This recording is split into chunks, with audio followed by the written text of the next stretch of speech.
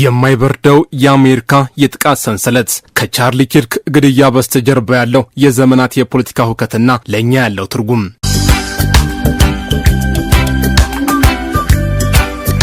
ብዙዎቻችን ይችን ሀገር የረገጥነው ተስፋ ሰንቀን ነበር። ከሀገራችን የፖለቲካ ለመረጋጋት ከግጭትና ከስጋት ሸሽተን ለልጆቻችን የተሻለና ሰላማዊ ህይወትን ለመፍጠር ነበር ጉዞ የጀመርነው። እዚህ አሜሪካ ውስጥ ጠንክረን በመስራት ማህበረሰባችንን በመገንባትና የአሜሪካን ህልም እውን ለማድረግ ስንጥር የድሮ የሀገራችን ጠባሳ ይሽራል ብለን ተስፋ አድርገን ነበር። ነገር ግን ከቅርብ ጊዜ ወዲህ በዜና የምንሰማቸው ክስተቶች ይህንን ተስፋችንን የሚፈታተኑ ሆነዋል። አዲሱ ሀገራችን ውስጥ ከዚህ በፊት ትተኑ የመጣውን አይነት የፖለቲካ ጥላቻና የጥቃት መንፈስ ሲንሰራፋ ስናይ ልባችን በስጋት ይሞላል። ዛሬ በዛሃበሻ ይህንን በአዲሱ ሀገራችን እየተስፋፋ የመጣውን የፖለቲካ ጥቃት ከየት መጣ? ታሪካዊ ስሩስ ምንድነው? ከሁለት አጓጊ የፖለቲካ አቅጣጫዎችስ ለኛ ማህበረሰብ የቱ ይሻላል? የሚሉትን ከባድ ጥያቄዎች ከኢትዮጵያ አሜሪካውያን አንጻር እንመለከታለን።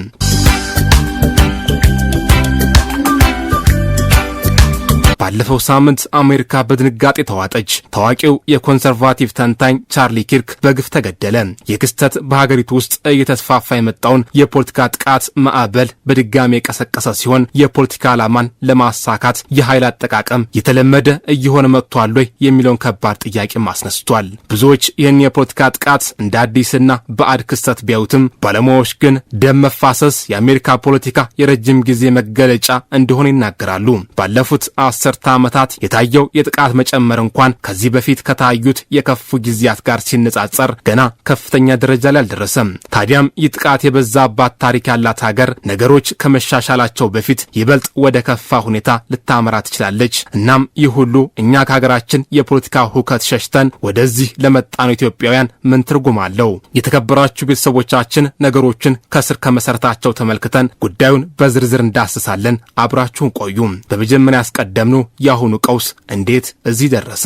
የካሊፎርኒያ ዩኒቨርሲቲ የህግ ፕሮፌሰር የሆኑት ጆን ሚካኤል ለተወሰነ ጊዜ ያህል ለማመን የሚከብዱ የጥቃት ድርጊቶችን እየተለማመድናቸው መጥተናል። በተለይም በትምህርት ቤቶች ወይም በአምልኮ ቦታዎች በሚፈጸሙ የጅምላ ተኩሶች ይላሉ። ነገር ግን ከጊዜ ወደ ጊዜ ጥቃቱ ይበልጥ ፖለቲካዊ እየሆነ መጥቷል፣ ፖለቲካውም ይበልጥ ጥቃታዊ እየሆነ መጥቷል ሲሉ አክለዋል። ብዙዎች የጃንዋሪ 6 2001 የካፒቶል ህንጻን መወረር በዘመናዊ ፖለቲካ ውስጥ የመቀየሪያ ነጥብ እንደሆነ ያምናሉ። የፕሬዝዳንት ዶናልድ ትራምፕ ደጋፊዎች የምርጫውን ውጤት በኃይል ለመቀልበስ ህንጻውን ወረዋል። ይህ ጥቃት ግን የበረዶ ጫፍ ብቻ ነበር። ከ2020 ምርጫ በፊት በኮቪድ-19 ወረርሽኝና በተከተሉት መዘጋቶች ሳቢያ የፖለቲካ ውጥረት በከፋበት ወቅት የጆርጅ ፍሎይድ ግድያን ተከትሎ በተነሱት የብላክ ላይቭ ማተር ሰልፎች ላይ የተፈጸሙ ጥቃቶች የዜናው ማዕከል ሆነው ነበር። ከዚያም በኋላ የምርጫ ሰራተኞችና የመንግስት ባለስልጣናት የማስፈራራት የዛቻና የጥቃት ኢላማ ሆኑ። ጥቃቱ በተለያዩ መንገዶች መገለጡን ቀጥሏል። በ2004 ምርጫ ወቅት በትራምፕ ላይ የተሞከረ ግድያ ሙከራ በሚኒሶታ ግዛት ሴናተር ሜሎሳ ሆርትማን በሰኔ ወር መገደልና እንደ ዋሽንግተን ዲሲ የአይሁድ ሙዚየም፣ በጆርጂያ የሲዲሲ ዋና መስሪያ ቤትና በኮሎራዶ ለሐማስ ታጋቾች በተዘጋጀ የሻማ ማብራት ስነ ስርዓት ላይ የተፈጸሙ ጥቃቶች የዚህ ማሳዮች ናቸው። አብዛኞቹ እነዚህ ድርጊቶች ሰፊ ውግዘትን ቢቀሰቅሱም አንዳንዶቹ ግን ከህዝቡ የተቀላቀለ ምላሽ አግኝተዋል። በታህሳስ ወር የዩናይትድ ሄልዝ ኬር ዋና ስራ አስፈጻሚ ብራያን ቶምፕሰን መገደል ከፍተኛ ክርክር የቀሰቀሰ ሲሆን ለገዳዩ ሉዊጅ ማንጊዩን የተደረገው የገንዘብ ልገሳም ወደ $1 ሚሊዮን ተጠግቶ ነበር። የቻርሊ ኪርክ ግድያም በተቾች ዘንድ የተወሰነ ደስታን ቀስቅሷል። ይህም የአሁኑን የፖለቲካ አካባቢ መርዛማነት ያሳያል።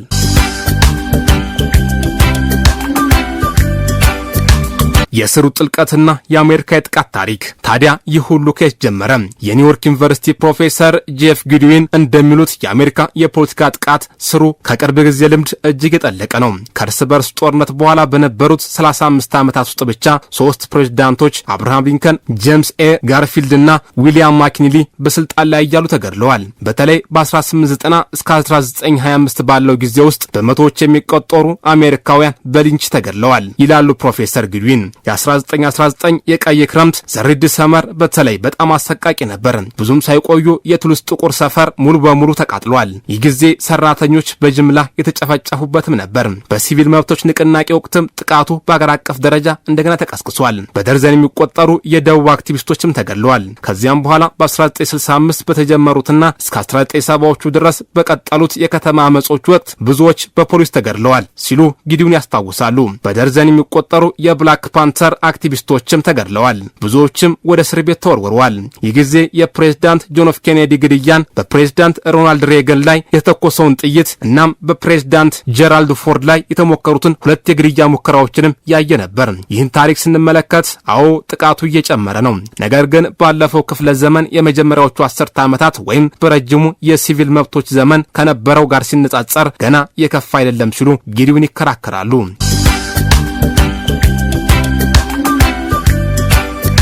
ለምን አሁን ተባባሰ? ታዲያ ለምንድን ነው ይህ የጥቃት መንፈስ ባለፉት 10 ዓመታት ውስጥ በድጋሚ በከፍተኛ ሁኔታ የተነሳው? ፕሮፌሰር ጊዲውን 2 ምክንያቶችን ይጠቅሳሉ። የርዕዮተ ዓለምና የማህበራዊ ኢኮኖሚያዊ አዝማሚያዎች። የኢኮኖሚ አለመመጣጠን ላለፉት ብዙ 10 ዓመታት እንደዚህ ሰፍቶ አያውቅም። ሰዎች በጣም ተናደዋል። በተለይ የሥራ መደብ ክፍሉ ይላሉ። የቀኝ ጽንፈኞችም ለብዙ 10 ዓመታት እንደዚሁ ጠንካራ ሆነው አያውቁም።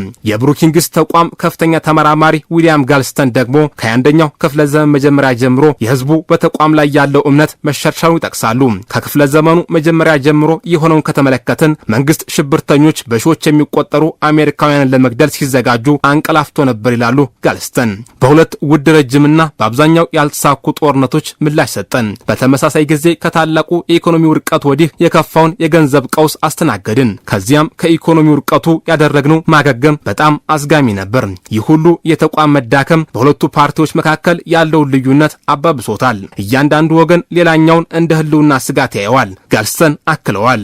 የኢትዮጵያ አሜሪካውያን እይታና ቀጣዩ መንገድ። ለኛ ለኢትዮጵያ አሜሪካውያን ማህበረሰብ ይህ ሁሉ ምን ማለት ነው? ብዙዎቻችን ከሀገራችን የፖለቲካ ሁከት፣ የእርስ በርስ ጦርነትና አለመረጋጋት ሸሽተን ሰላምና ፍለጋን ወደዚች ሀገር ነው የመጣ ነው። ልጆቻችን በተረጋጋና አስተማማኝ አካባቢ እንዲያድጉ እንፈልጋለን። ነገር ግን በአዲሱ ሀገራችን ውስጥ የድሮ ሀገራችን መጥፎ ገጽታዎችን ስንመለከት ግራ መጋባትና ስጋት ይሰማናል። የፖለቲካ ልዩነት ወደ ግድያ ሲያመራ ስናይ፣ የጥላቻ ንግግር ሲስፋፋ ስንሰማ፣ እናም የህዝብ ተቋማት እምነት ሲያጡ ስናስተውል እኛስ የት ነው ያለነው የሚል ጥያቄ ይፈጥርብናል። ፕሮፌሰር ጋልስተን እንደሚሉት ያለፉት የጥቃት ዑደቶች ስላበቁ ብቻ ያሁኑም ያበቃል ማለት አይደለም። ነገር ግን ወደ ጅምላ ጥቃት ወይም የእርስ በርስ ጦርነት ብቻ በሚያመራ የማይቀለበስ ቁልቁለት ውስጥ ነን ብለን መደምደም የለብንም ይላሉ።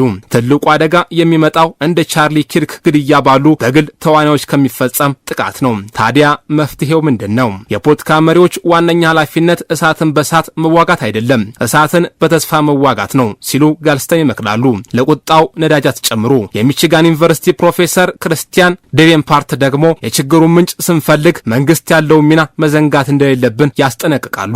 መንግስታት ብዙውን ጊዜ የራሳቸውን ግዛት ለመቆጣጠር በሚያደርጉት ጥረት አመጽን፣ ሽብርተኝነትና አመጽን ያመቻቻሉ ወይም ያነሳሳሉ ይላሉ።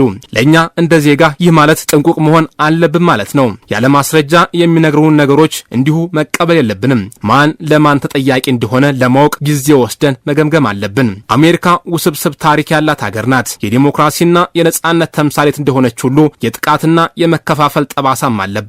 የቻርሊ ኪርክ ሞት የዚህ ጠባሳ የቅርብ ጊዜ መገለጫ ነው። የወደፊት ግን ገና አልተጻፈም። ምርጫው በእያንዳንዱ ዜጋ እጅ ላይ ነው። ጥላቻን እንመርጣለን ወይስ መግባባትን? ጥቃትን እንመርጣለን ወይስ ሰላማዊ የሐሳብ ልውውጥን? ይህን ቪዲዮ ከተመለከታችሁ በኋላ ምን ታስባላችሁ? በአሜሪካ ስላለው የፖለቲካ ሁኔታ የእናንተ ስጋት ምንድን ነው? አስተያየታችሁን ከስር ኮመንት ስር እንድታስቀምጡ በአክብሮት እንጋብዛለን።